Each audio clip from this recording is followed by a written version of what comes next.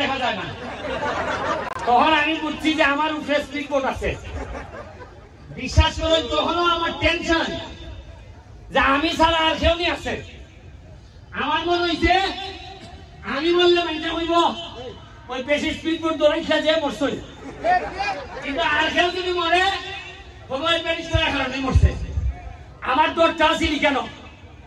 আমি যদি মরিও চুপচাপ জানাজা কইরা আইয়া কোনো খামন লাগতো না, চুপচাপ আইয়া আবার সোনাগারের খামলে খেতে রাখা, এটাই আমার আপনার কাছে চাওয়া।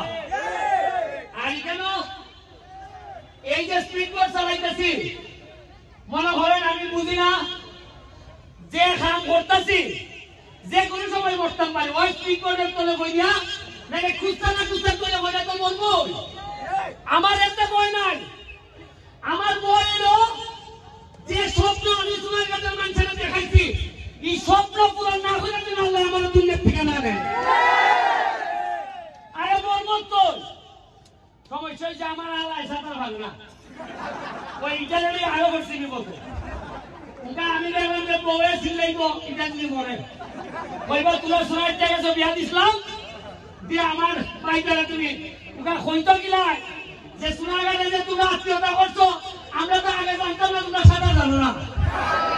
আমার আল্লাহ যে সাঁতার জানে না এটা আমি জানি না।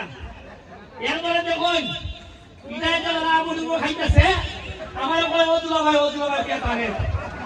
আমি বুঝছি যে আল্লাহ আন্দাজ করে যদি আমি আরো আগুয়াই এও মরবো আমারও লইও মরবো। আমি বেলা ছেড়ে দিছি সাইডে কই তুই এখন ডুব ভৎকান। এরপরে আমি ওই এরা কইলাম ডরাইস না খালি, কারণ এত আইসে বেটা অভিগঞ্জ বিসি দিকা এ তো জানে না তোমার কাছে খোঁজা ভৎকান সত্য তো তাড়াতাড়ি বলে না। এরপরে এ বুঝছে আমি বললাম স্পিড বুকের খোলাটা তো তুমি দুধ পাই না, এবার দুই দিন এমনি খাইয়া আবার উঠে সুদা হয়েছে।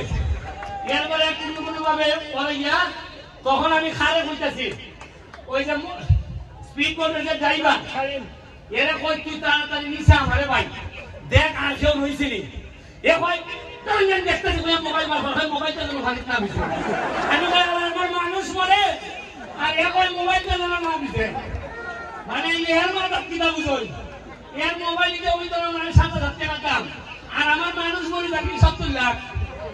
এবারে এর মোবাইল আমি আনতে হইছি আর এর মরে নিচে নেমে দেখে এই লোকে বাস্তবতা। আজকে ২-৩টা জিনিস শিখলাম। একটা হলো তুমি মরো অসুবিধা নাই, এক বলবো মোবাইলটা জানে না পিছিয়ে।